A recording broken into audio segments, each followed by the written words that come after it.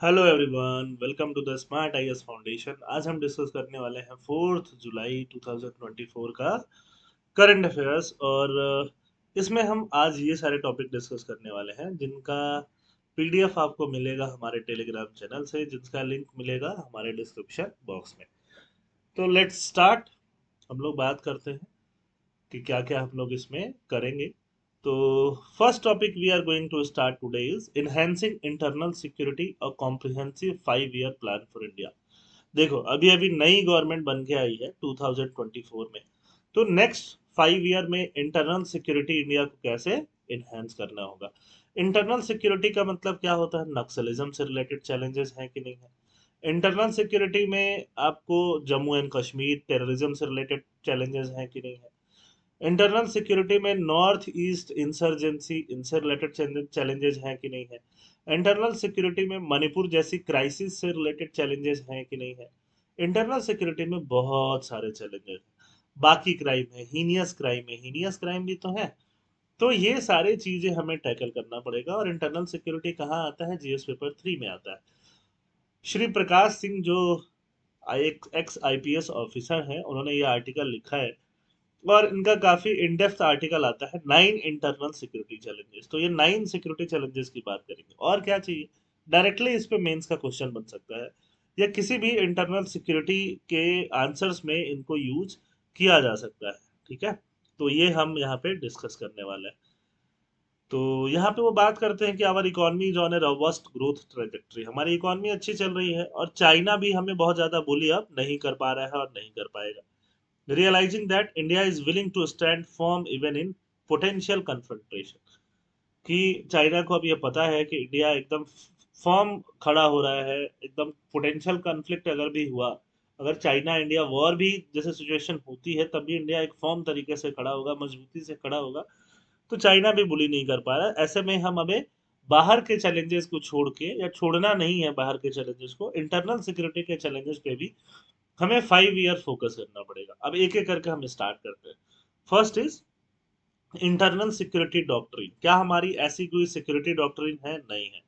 Ideally India should establish a comprehensive national security doctrine, जो बननी चाहिए, है ना। न्यूक्लियर पॉलिसी हमारी है, लेकिन इंटरनल सिक्योरिटी डॉक्ट्रिन तो नहीं है। Despite effort bye national security advisory board, NSA board जो है, उसने ऐसा डॉक्ट्रिन ड्राफ्ट किया है, बट अप्रूवल में बहुत ज्यादा डिले हो रहा है। तो जब भी आप नेशनल सिक्योरिटी, इंटरनल सिक्योरिटी से रिलेटेड कंक्लूजन लिखो ना, ये कंक्लूजन में आ जाएगा, या किसी पॉइंट में आ जाएगा बॉडी में, या कंक्लूजन में क्यों? क्योंकि ये एक वे फॉरवर्ड की तरह काम करेगा। किसी डायरेक्ट प्रॉब्लम का ये सॉल्यूशन तो नहीं दिख रहा, बट ये वे फॉरवर्ड की तरह काम करेगा कि हमारे पास एक इंटरनल सिक्योरिटी डॉक्ट्रिन हो। सेकंड बात करते हैं reforming the internal security ministry. Internal security ministry कौन है? हमारा होम अफेयर्स ही तो है, मिनिस्ट्री ऑफ होम अफेयर्स। अब मिनिस्ट्री ऑफ होम अफेयर्स को बहुत सारे चैलेंजेस को टैकल करना पड़ता है।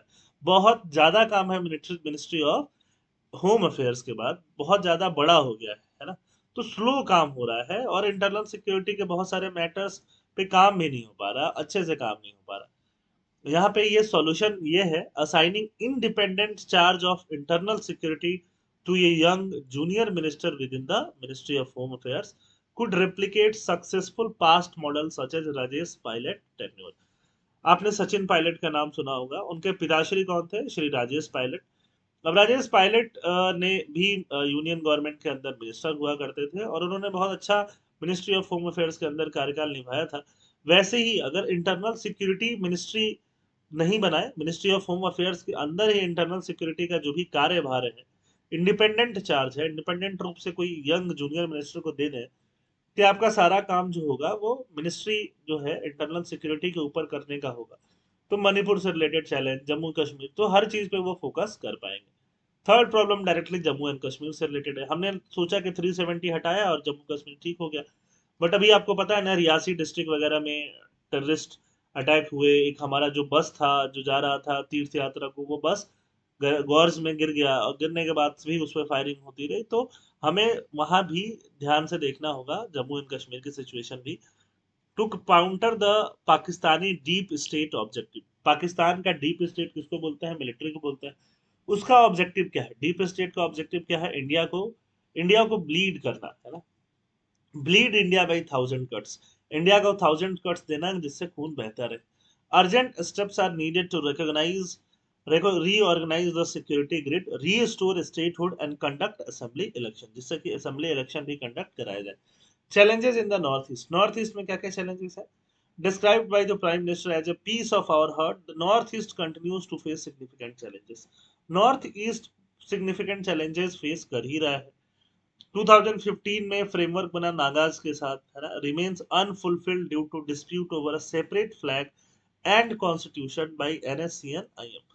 एक अग्रीमेंट जैसा साइन होने की बात चल रही थी, साइन भी हुआ, बट यहाँ पे डिस्प्यूट फिर भी पड़ा हुआ है, क्योंकि National Socialist Council of Nagaland, Isak and Muivah, ये लोग क्या बोलते हैं? ये लोग बोलते हैं कि नागालैंड का एक अलग फ्लैग होना चाहिए, एक झंडा होना चाहिए, और साथ में नागालैंड का एक अलग कॉन्स्टिट्यूशन भी होना चाहिए। और इंडियन गवर्नमेंट ऑब्वियसली बोलेगी कि देखो कॉन्स्टिट्यूशन तो एक ही रहेगा, दो कैसे हो सकता है?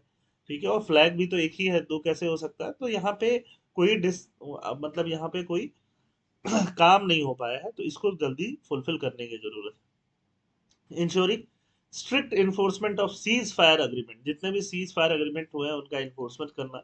इतनी कंफ्लिक्ट जैसे मणिपुर में देखने के लिए मिल रहा है, उसको एड्रेस करना। Tackling issues like illegal migration, जैसे आसाम में दिखता है, ड्रग ट्रैफिकिंग जो पूरे पूरे नॉर्थ ईस्ट में दिखता है, रिक्वायर्स इमीडिएट अटेंशन। तो ये challenges in the north east है। डायरेक्ट जीएस पेपर 5 एपीएससी में भी इसको पूछा जा सकता है। एड्रेसिंग द नक्सल, नक्सल किसको बोलते हैं हम लोग? नक्सल लेफ्ट विंग एक्सट्रीमिज्म को बोलते हैं, कि जो लोग क्या करते हैं, मार्क्सिस्ट कम्युनिस्ट आइडियोलॉजी पे काम करते हैं, स्टेट को ओवरथ्रो करना चाहते हैं, गवर्नमेंट को ओवरथ्रो करके एक अपना गवर्नमेंट बनाना चाहते हैं। ठीक है, उनको हम क्या बोलते हैं? नक्सल। और ये जो भी फॉरेस्ट एरियाज हैं ईस्ट इंडिया के, वेस्ट बंगाल बोले या फिर उसके अलावा छत्तीसगढ़ बोले, उड़ीसा बोले, या फिर थोड़ा झारखंड के इलाके बोले, या फिर आंध्र प्रदेश, यहाँ पे नक्सल का मीनास काफी ज्यादा है। और मिनिस्ट्री ऑफ होम अफेयर्स ने काफी सिग्निफिकेंट प्रोग्रेस भी दिखाया है।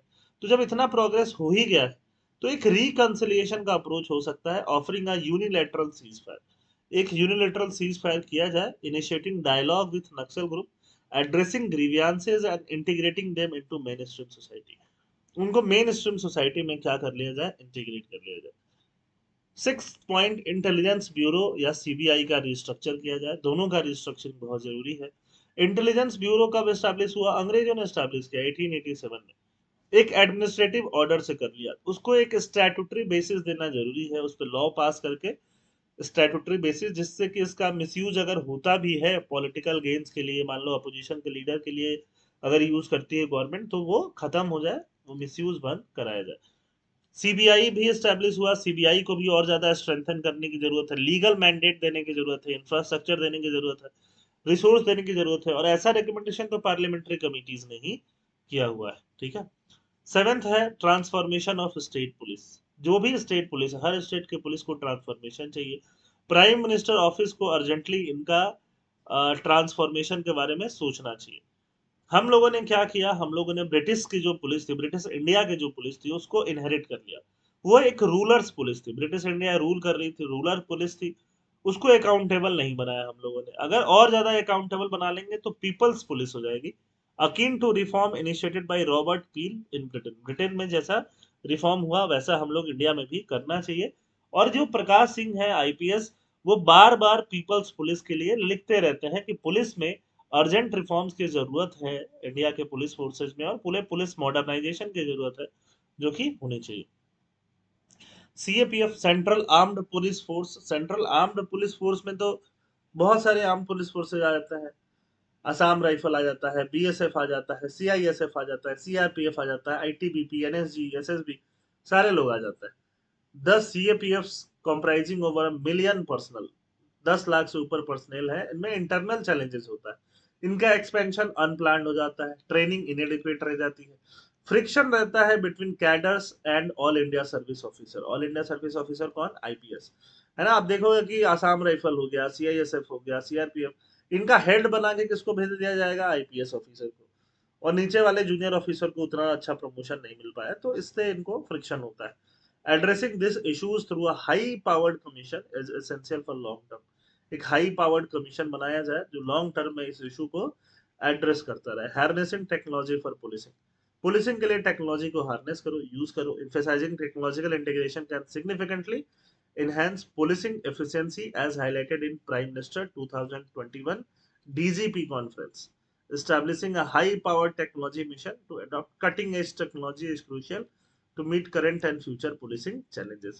तो ये 9 के 9 रिफॉर्म करने की बात करी है श्री प्रकाश सिंह ने, और अगर हम इनको करते हैं, प्रोएक्टिव मेजर्स लेते हैं, तो हमारा इंटरनल सिक्योरिटी का लैंडस्केप को हम काफी इंप्रूव कर सकते हैं। Fostering foresight and innovation, foresight मतलब आगे फ्यूचर देख पाएंगे और इनोवेशन कर पाएंगे। Second topic of the day लेते हैं हम लोग, addressing heinous crimes. Heinous crimes को एड्रेस करना। जीएस पेपर 2 में हम लोग बात करते हैं गवर्नेंस वगैरह में, जीएस पेपर 3 में भी हम लोग बात कर सकते हैं इंटरनल सिक्योरिटी वगैरह में, लॉ बनाने की भी बात कर सकते हैं, है ना। जीएस पेपर 5 क्योंकि ये आसाम स्पेसिफिक है और आसाम ट्रिब्यून से हमने उठाया है, तो पल्लव भट्टाचार्य ने ये आर्टिकल लिखा है, तो उनके लिखने से हम लोग श्री पल्लव जी के जो लिखा हुआ आर्टिकल है इसको हम लोग यहाँ पे एक्सप्लेन करेंगे कि ये आर्टिकल क्या बोलता है। The article addresses the urgent need to tackle heinous crime. Heinous crime में क्या होता है, गैंग रेप, मॉब लिंचिंग, है ना, मॉब लिंचिंग नाम सुना होगा आपने, murders in Assam and overall India. तो करंट न्यूज क्या है, heinous crime such as gang rape, mob lynching, murder are deeply troubling issues that require a multi faceted approach. चाहिए कैसा approach, multi faceted. Single approach से काम नहीं चलेगा कि सिर्फ लॉ अच्छा कर दो बस उससे हो गया, बहुत उसमें अलग अलग अप्रोच चाहिए, बहुत सारे उसमें आपका लॉ को इम्प्रूव करना होगा, लॉ के अलावा सोशल जस्टिस पे भी फोकस करना होगा, एजुकेशन पे फोकस करना होगा। इसको हम क्या बोलेंगे, multi faceted approach. Recent political debate centering around this issue have created acrimonious argument. मतलब अगर पॉलिटिकल डिबेट होता है तो लोग एक दूसरे पे कीचड़ उछालना, एक दूसरे कम्युनिटी पे भी कीचड़ उछालना, या पॉलिटिकल पार्टीज एक दूसरे पे कीचड़ उछालना शुरू कर देती हैं, तो बहुत ही हीटेड और नॉन प्रोडक्टिव आर्गुमेंट होते रहता है ना। तो अब टाइम ये आ गया है कि ऐसे इश्यूज पे हम पर्दा नहीं डालें, कैमोफ्लाज नहीं करें, रादर देन जो भी लोग यहाँ पे इन्वॉल्व है, विदाउट कोई भी रिलीजियस अफिलिएशन को उनको छोड़ के, जो भी ग्लोबल एग्जांपल्स हैं, वर्ल्ड के बेस्ट प्रैक्टिसेस हैं, उनको इम्प्लीमेंट करें, और ऐसा करके हम लोग ये हीनियस क्राइम से हम लोग छुटकारा पाए। अब हम लोग इंडिया के कंटेक्स्ट से स्टार्ट करते हैं। हिस्टोरिकल कंटेक्स्ट इंडिया में क्या था, criminal tribe in India, criminal tribe act 1871 में आया। During British rule in India certain communities were designated as criminal tribes under the CTA.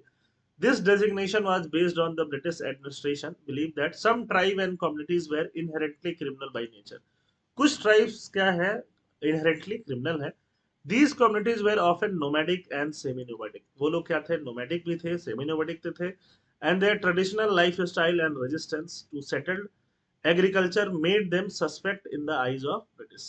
और वो लोग जिस तरह से काम करते थे, तो ब्रिटिश के आईज में वो क्या हो गए, एक सस्पेक्ट का काम करने लग गए थे, है ना। तो ये ब्रिटिश के टाइम पे ही एक क्रिमिनल ट्राइब एक्ट उन लोगों ने बनाया था। क्या ये सही था, सही नहीं था, हम इस पे बाद में आता है। Mechanism employed by the British, British लोगों ने क्या किया, रजिस्ट्रेशन कराया ऐसे लोगों का, सर्विलेंस कराया इन ट्राइब के लोगों का, इनका मूवमेंट को रेस्ट्रिक्ट कराया, रिफॉर्मेटरी सेटलमेंट कराया, प्यूनिटिव मेजर्स भी रखे इन लोगों के लिए। जब हम आजाद हो गए इंडिपेंडेंस के बाद, तो हमने क्रिमिनल ट्राइब एक्ट रिपील कर दिया। किसी ट्राइब को ही क्रिमिनल डिक्लेयर कर देना, ये तो बहुत गलत बात है। After India gained independence there were significant changes. Criminal Tribe Act was repealed and the new Indian government recognized the discriminatory and unjust nature of the act. Discriminatory है, किसी एक पर्टिकुलर कम्युनिटी पे ही क्रिमिनल होने का charge लगा जाती है, unjust. फिर हमने एक नया नोटिफिकेशन निकाला, denotified tribes, community previously listed under the criminal tribe act were termed as denotified, उनको डी नोटिफाई कर दिया गया। This was an official recognition that these communities should not be stigmatized. उनको stigmatise नहीं किया जाना चाहिए based on their past designation, है ना। उनको इंटीग्रेट करने का एफर्ट किया गया, efforts were made to integrate into mainstream society. Legal measures लिए गए, सोशल मेजर लिए गए कि इन कम्युनिटीज को हम लोग अपलिफ्ट करें, रिजर्वेशन दिया गया एजुकेशन में, एम्प्लॉयमेंट में, डेवलपमेंट स्कीम्स के थ्रू इनका सोशियो इकोनॉमिक स्टेटस बढ़ाने की कोशिश की गई। बाद में एक नेशनल कमीशन भी बना, national commission for denotified nomadic and semi nomadic tribe 2005। तो इसने क्या किया, to address issues specific to DNTs and to recommend measures for their welfare. Particularly इनके बारे में ही वो देखेगा। आगे बात करते हैं हम ग्लोबल एग्जांपल्स क्या है। Global examples of stigmatisation and persecution. Global examples world में क्या क्या एग्जांपल्स देखने के लिए मिलते हैं। Roma people in Europe, Europe में मिलते हैं Roma people. Similar practices of labelling certain communities as inherently criminal और problematic can be observe in other parts of the world. Roma people often referred to as gypsies faced similar stigmatization persecution across Europe. They have historically been labeled as vagrants and criminals subjected to forced settlement and excluded from mainstream society. Mainstream society से क्या हो जाते हैं ये लोग, exclude कर दिया जाता है। Indigenous communities in North America and Australia. North America, Australia में indigenous communities कौन कौन है? Indigenous communities in North America and Australia faced policies of forced assimilation, displacement, and surveillance.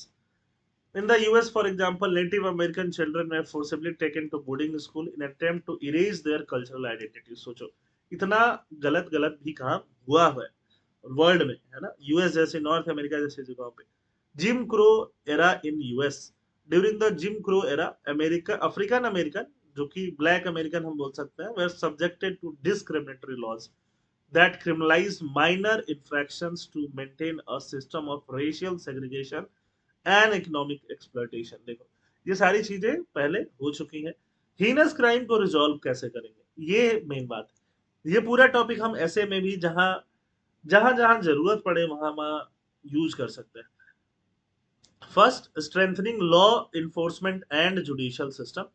तो यूएस में क्या है, कम्युनिटी पुलिसिंग है। Community policing has been effective in building trust between law enforcement and communities. मतलब communities जो है वो police के साथ मिलजुल के काम करती है। It involves law enforcement officers working closely with community members to identify and solve problem.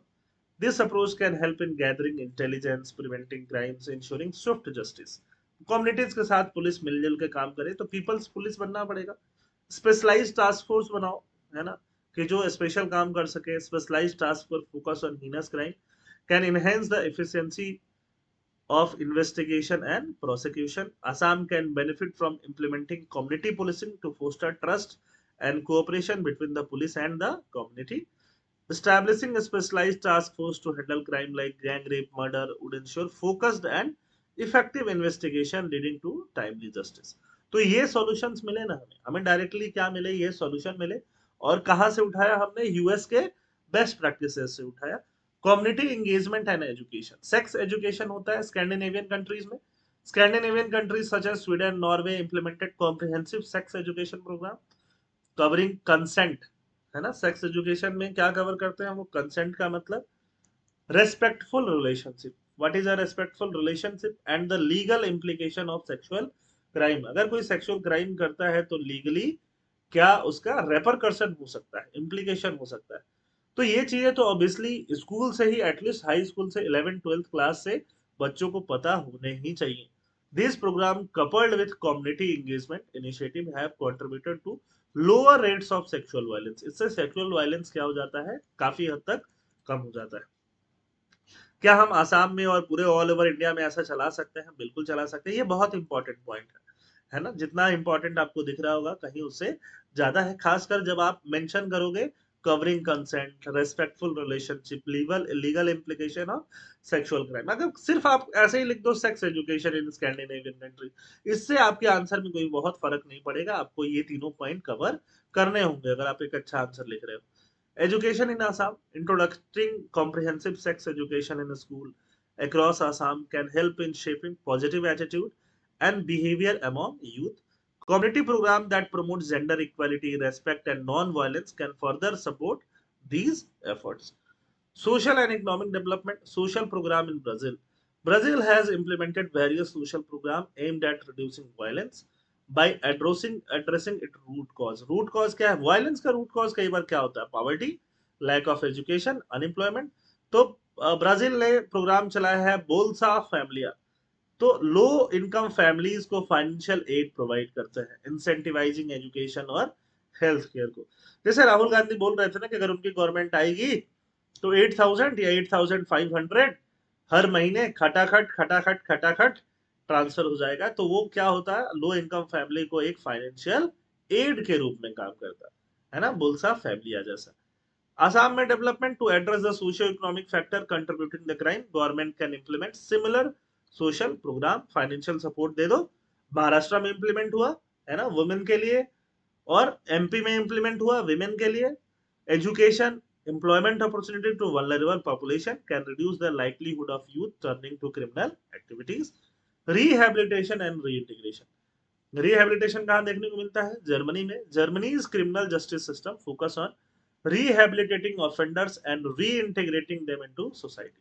उनको ठीक करके वापस सोसाइटी में रीइंट्रोड्यूस कर दो। Program include psychological counselling, vocational training, educational opportunity within the prison. Prison में भी उनको साइकोलॉजिकल काउंसलिंग मिल रहा है, ऐसा नहीं कि जेल में ठूस दिया हो गया। ट्रेनिंग्स मिल रहा है, वोकेशनल मतलब स्किल डेवलपमेंट हो रहा है उनका, एजुकेशन की भी अपॉर्चुनिटीज मिल रही है। क्या हम लोग ऐसा करते हैं अपने जेल में? हमारा जेल तो ओवरबर्डेंड है, ओवरफ्लो कर रहा होता है, हमारे जेल में बहुत ज्यादा भीड़ है। तो ये चीज बहुत इंपॉर्टेंट है, जितना दिख रहा है उससे ज्यादा है। Rehabilitation in Assam, implementing rehabilitation program for offender can help in reducing recidivism. Psychological support, education, vocational training हम कहाँ दे सकते हैं? आसाम में भी दे सकते हैं। प्रोमोटिंग इंटरफेथ हार्मनी, इंटरफेथ मतलब सारे फेथ के अंदर एक हार्मनी।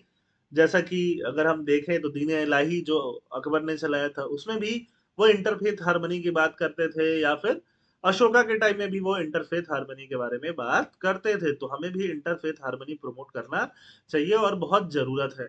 ऑर्गेनाइजेशन जैसे Art of Living, interfaith coalition bring together people from different religious background to foster understanding and cooperation. Communal tension कम होगा। डायलॉग बिटवीन कम्युनिटीज, कम्युनिटीज के बीच में क्या हो? डायलॉग हो। उससे क्या हम उसको प्रमोट कर पाए? Given the communal aspect of allegation, Assam can benefit from promoting interfaith harmony through dialogue and community initiative. तो ये कोलेबरेशन और ये सब करने से म्यूचुअल रेस्पेक्ट बिल्ड होगा। Addressing heinous crime in Assam require holistic approach. कैसा चाहिए? होलिस्टिक, जिसमें लॉ का इन्फोर्समेंट भी हो, कम्युनिटी का एंगेजमेंट भी हो, सोशल डेवलपमेंट भी हो, रिहेबिलिटेशन भी हो और इंटरफेथ हार्मनी भी हो। By learning from global example, global example से सीख के हम आसाम में को एक जस्ट सोसाइटी बना सकते हैं। It is imperative for the government, law enforcement agency, civil society, community leader to collaborate in implementing this solution. किसी एक से नहीं होगा, गवर्नमेंट, जितनी एजेंसीज हैं, सिविल सोसाइटी है, कम्युनिटी के लीडर्स हैं, सब लोग मिलजुल के इकट्ठा हो और हीनस क्राइम से सब एक दूसरे के साथ लड़ा जाए। हीनस क्राइम से लड़ना is very very important. Next topic, Vivekananda universal message. Again ऐसे GS1 GS4 के लिए बहुत ही ज्यादा इंपॉर्टेंट हम लोग लेते हैं, और ये भी कहां से है? आसाम ट्रिब्यून से। The article discusses Swami Vivekananda teaching on the divinity inherent in all human. हर ह्यूमन में डिविनिटी इनहेरेंट है। Emphasising spiritual awakening, spiritual awakening की बात करते हैं। And the pursuit of one's divine nature through path like karma, bhakti, ज्ञान एंड राजयोग की बात कौन करते हैं? स्वामी विवेकानंद करते हैं। ये क्या बोलते हैं? ह्यूमन अपलिफ्टमेंट कैसे होगा? Devotion to human upliftment, life का पर्पस बोलते हैं। स्वयं Vivekananda dedicated his life to the development and uplift of human being both in the west and India. India में भी के लिए काम किया, वेस्ट के लिए भी थोड़ा बहुत। Religion as the basis, he used religion not as a conventional faith or creed but as a means to awaken the divinity that resides in everyone. Defining religion क्या है? रिलीजन को कैसे डिफाइन करते थे ये? पोटेंशियल डिविनिटी, डिवाइन, डिवाइन मतलब पवित्र, है ना? In the preamble of Raj Yoga, Swamiji stated, each soul is potentially divine. The goal is to manifest this divinity within by controlling nature, external and internal. अपना internal nature भी control करो, external nature भी control करो, और ये क्या होगा? राज योग होगा।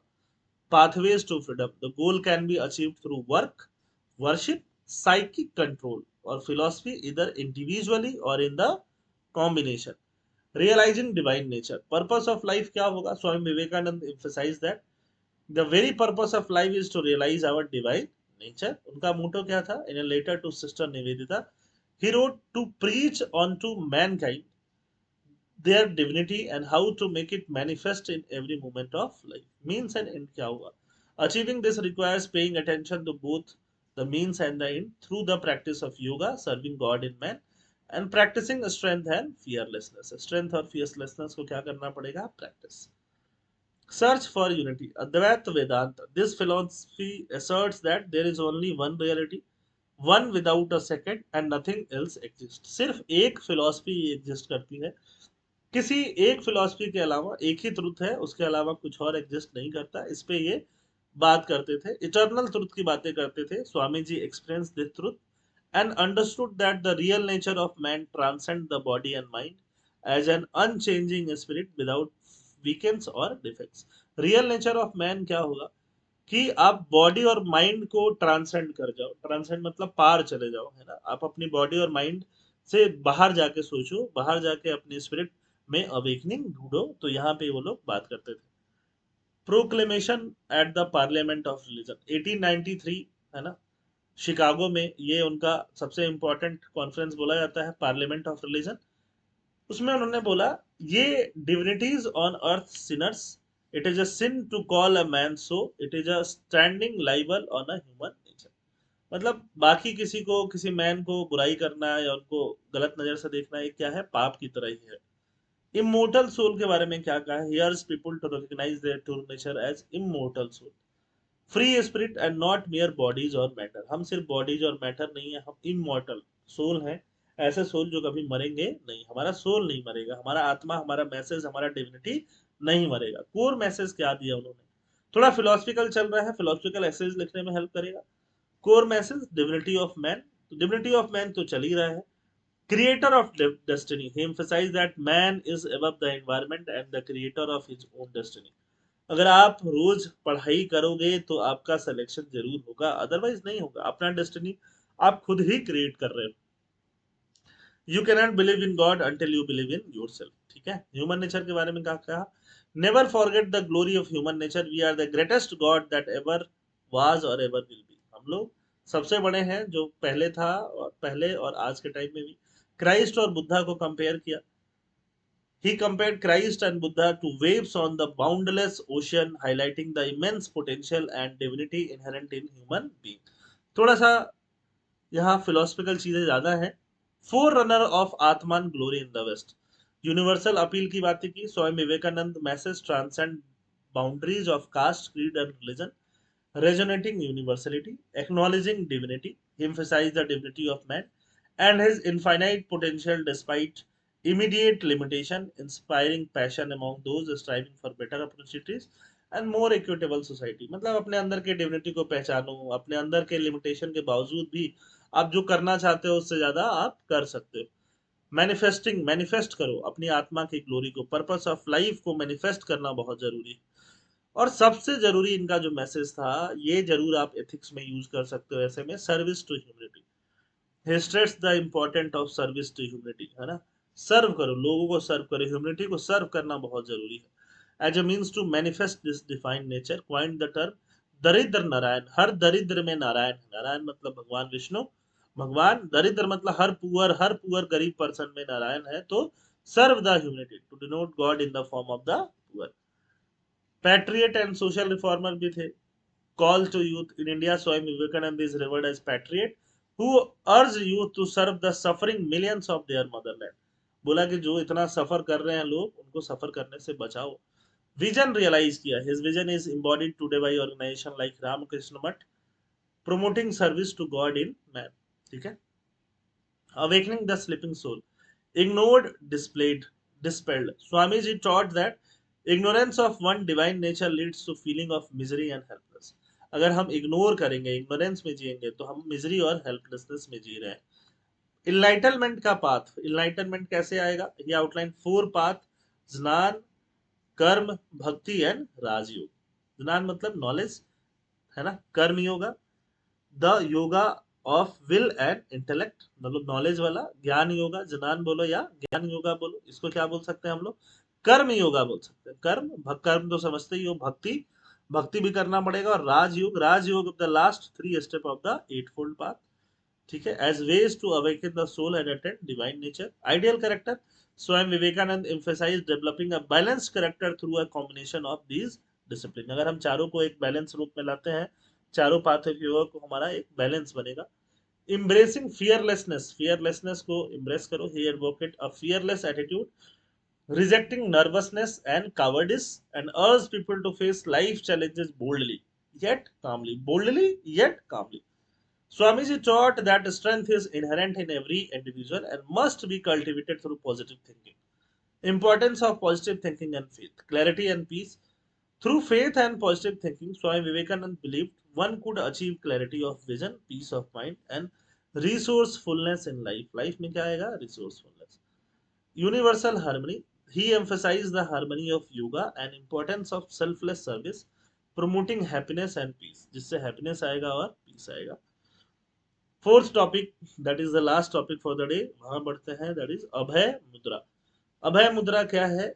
अभय मुद्रा के बारे में अभी leader of opposition Shri Rahul Gandhi ने पार्लियामेंट में बातें करी और ऐसे हाथ दिखाया, बोला कि अभय मुद्रा, अभय मुद्रा मतलब मैं, मुझे डर नहीं लग रहा है ना, फियर को हटाना, ये अभय मुद्रा बात करता है.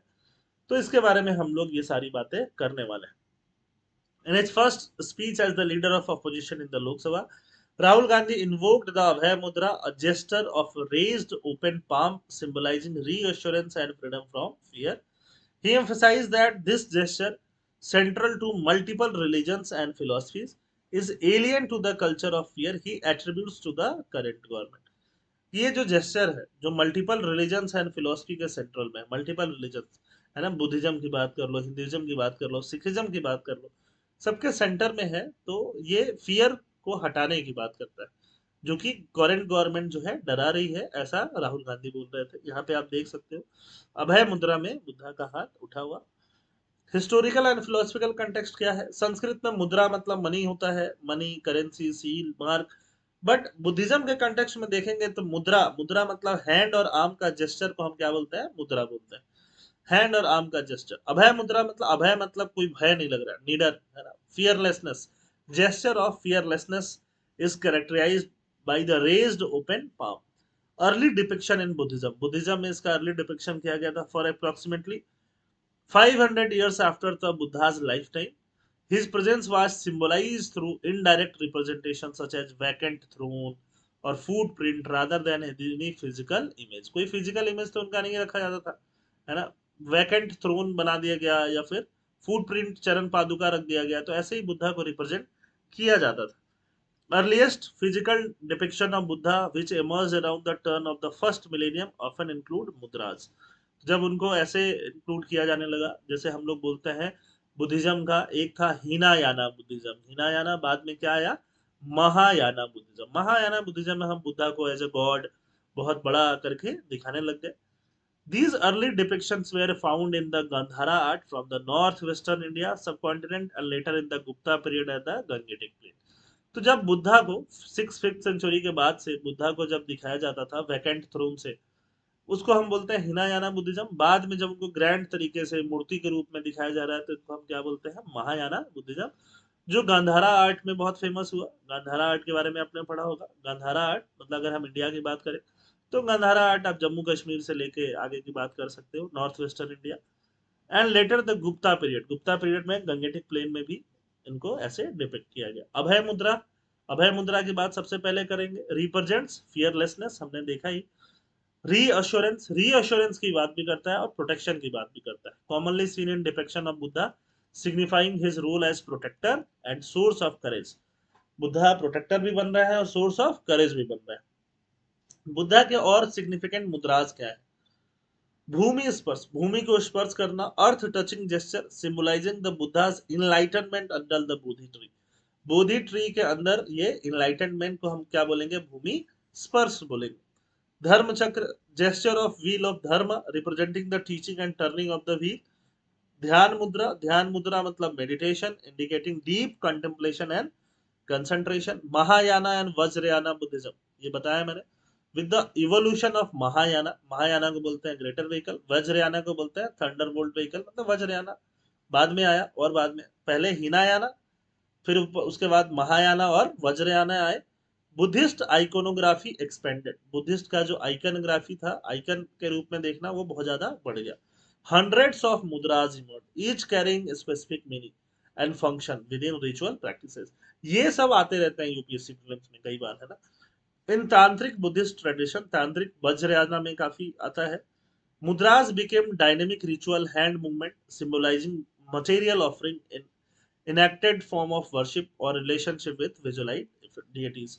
जब आर्ट एंड कल्चर पढ़ोगे आप, जब आप एंशिएंट हिस्ट्री पढ़ोगे, जैसे कि अगर हम बात करें है ना, हिंदुइज्म की बात करें तो उस समय शैविज्म शिव की पूजा करने वाले, वैष्णोइज्म विष्णु की पूजा करने वाले, शक्तिज्म शक्ति की पूजा करने वाले, अलग अलग फॉर्म हुआ करते थे ना हिंदुइज्म के भी। या फिर अगर हम बात करें इस्लाम की बात करें, वहाँ शिया सुन्नी होते रहते, तो वैसे ही बुद्धिज्म में पहले हिनायाना, फिर महायाना, फिर वज्रयाना, ये अलग अलग थोड़ा बुद्धिज्म का अलग अलग फॉर्म आते रहा। हिनायाना में मतलब मूर्ति के रूप में नहीं दिखा रहे थे बुद्धा को एज ए गॉड की तरह उस तरह से नहीं कंसिडर किया जा रहा था। महायाना में डायरेक्टली उनको गॉड ही मान लिया गया, है ना। और वज्रयाना में भी थोड़ा तांत्रिक ट्रेडिशन इन्वॉल्व हो गया। तो ये सारी बेसिक चीजें आप डिटेल में कहाँ पढ़ते हो? आर्ट एंड कल्चर की क्लासेस, एंशिएंट हिस्ट्री की क्लासेस में। Abhaya Mudra across religion. Common symbolism. Abhaya Mudra is not limited to Buddhism. It is also found in Hinduism, Jainism, and representation of other spiritual figures such as Guru Nanak, Jesus Christ. The gesture universally conveyed them as fearlessness, protection, reassurance across different culture and religious practices. Buddhist tradition में अभय मुद्रा क्या है? It is form with the right hand held upright. ये देखो, ये है अभय मुद्रा, है ना। palm facing outward at shoulder height with finger pointing upward. Variation include touching the thumb with the index, second और थर्ड फिगर। ये वेरिएशन हो सकता है, ये वेरिएशन की बात है ना। कई बार दोनों हाथ उठा दिया आपने ऐसे, तो इसको डबल अभय मुद्रा भी बोला जा सकता है। ठीक, डायरेक्टली यहाँ से प्रीलिम्स में क्वेश्चन बन सकता है। सिंबोलिज्म क्या है? इन बुद्धिज्म द अभय मुद्रा is associated with Buddha immediately after he attained enlightenment. In conveys a sense of security, serenity, compassion derived from enlightenment, and also symbolize the Buddha's ability to provide fearlessness and protection to his followers. एक famous story है जिसमें देवदत्त को involve किया गया है, cousin and disciple of Buddha, who attempted to harm him by releasing an intoxicated elephant in his path. एक मद में मद मस्त हाथी जो इंटॉक्सिकेटेड था उसको रास्ते में छोड़ दिया। As the elephant charge the Buddha calmly raise his hand in the abhaya mudra, है ना। ये स्टोरी है। मैंने एक रील देखा था, रील में भी अफ्रीकन जंगल से रील था। उस रील में भी ऐसा ही था, जो आगे फॉरेस्ट गार्ड बैठा हुआ था, एक हाथी जब एलिफेंट चार्ज करते हुए आता है, तो अभय मुद्रा में उसने अपने हाथ को उठा के जोर जोर से हिलाया, और जो चार्ज करता हुआ एलिफेंट था वो वापस शांत होकर पीछे चला गया, है ना। आपको, आप में से भी कुछ लोगों ने वो रील देखा होगा। तो ये चीज कितना वर्क करती है, कैसे वर्क करती है, यहाँ से भी आप रिलेट कर सकते हो। Miraculously elephant calmed down, knelt before the Buddha and bowed its head, illustrating the mudra's power as a gesture of love and kindness. तो देख सकते हैं हम लोग अभय मुद्रा हिंदू ट्रेडिशन में कैसा होगा। हिंदू ट्रेडिशन की बात करें तो हिंदू ट्रेडिशन में तो बुद्धा को असिमुलेट ही कर लिया गया। बुद्धा को मान लिया गया एज द नाइन्थ अवतार ऑफ विष्णु, नाइन्थ अवतार मान लिया गया, है ना। सिग्निफिकेंस क्या हुआ? The mudra appears in representation of Hindu god, lord Shiva, lord Vishnu, lord Ganesh, सब ऐसे ही मुद्रा में दिखते हैं। Symbolising the role as protector and provider of refuge. It's adoption into Hindu iconography reflect the syncretism and shared cultural influences between Buddhism and Hinduism. दोनों में इसकी बात करी जाती है। कल्चरल एंड फिलोसफिकल इम्प्लीकेशन क्या है? अभय मुद्रा whether in Buddhist or Hindu context embodies theme of fearlessness, protection, compassion. It serves as a visual reminder of spiritual values, virtues, offering reassurance and sanctuary of devotees. Across both tradition, its depiction in art and sculptures underscores its enduring significance in conveying divine grace and the absence of fear. I hope आपको अभय मुद्रा भी समझ में आया होगा। आज का PDF कहाँ मिलेगा? टेलीग्राम चैनल पे। उसका लिंक कहाँ मिलेगा? डिस्क्रिप्शन बॉक्स में। थैंक यू, जय हिंद।